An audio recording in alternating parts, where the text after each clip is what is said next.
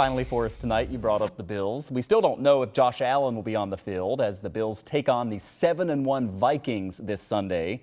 Allen is still questionable with that elbow injury. He did not practice once again today. While we wait for news on that, though, let's look ahead to the matchup as the Vikings will travel to Orchard Park. You probably know the Bills are still atop the AFC right now, and Minnesota is just a game back from being in that same spot in the NFC. These teams don't play too often, but lately it's been good for Buffalo, winning 4 of the last 5 matchups. So let's go behind enemy lines now, as we call it each week, and get some perspective from the Minnesota sideline. Reggie Wilson joins us. He is sports director for our sister station, KARE 11 in Minneapolis. We appreciate you taking some time, and we have to start with this discussion about Josh Allen here in Buffalo, whether or not he's going to be able to play on Sunday. I'm sure there are lots of discussions there in Minnesota. It's very different for this Vikings team if you're facing Josh Allen or if you're facing our backup, Case Keenum. What are those discussions like, and how does it change the preparation work?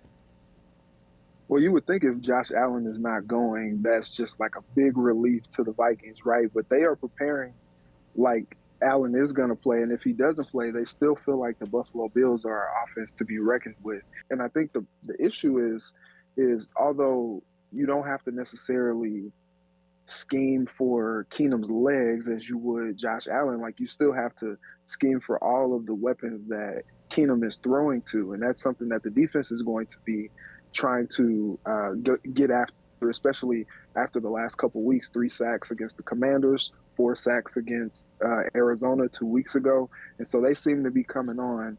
Not sure if they'll have their starting cornerback Cam Dantzler on Sunday as well, so that might be an issue, but this is going to be a very big challenge for the Vikings, Josh Allen or not. A lot of discussion here about this maybe being the Stephon Diggs revenge game. You can even tack on, as you just mentioned, Case Keenum, a former Viking as well. Is that just noise, or is there some real motivation here after things ended for Diggs there in Minnesota? Well, you might say that it's noise based on what Stephon Diggs said yesterday. He said there's no ill will for Minnesota. He had a great time there. He called Minnesota amazing. He just said that, things happen, you grow, you evolve.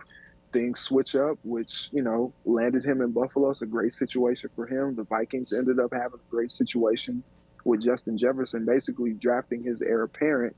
But that being said, whenever you play your former team, there's something. There was something a few weeks ago. Patrick Peterson played the Cardinals. He's like, it's just another team on the schedule during the week.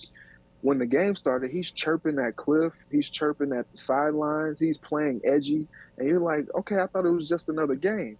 I think, you get Diggs going. He's a fiery competitor as well. You get him going, I'm sure he's going to have some smoke for the Vikings on Sunday. But it's all love. He even is complimentary of Justin Jefferson's game as well. Pretty good that they were able to draft a guy to replace a guy that now they're both considered top wide receivers in the league, but there'll be a little smoke there, and I'm sure from Case Keenum, he wants to beat him as well if he gets a chance to start. Yeah, it's one thing to say, it's just another game. Then you start the clock, and sometimes things change. Reggie Wilson is sports director at KARE 11 in Minneapolis, our sister Tegna station. Reggie, thanks very much. We appreciate it. Thanks for having me.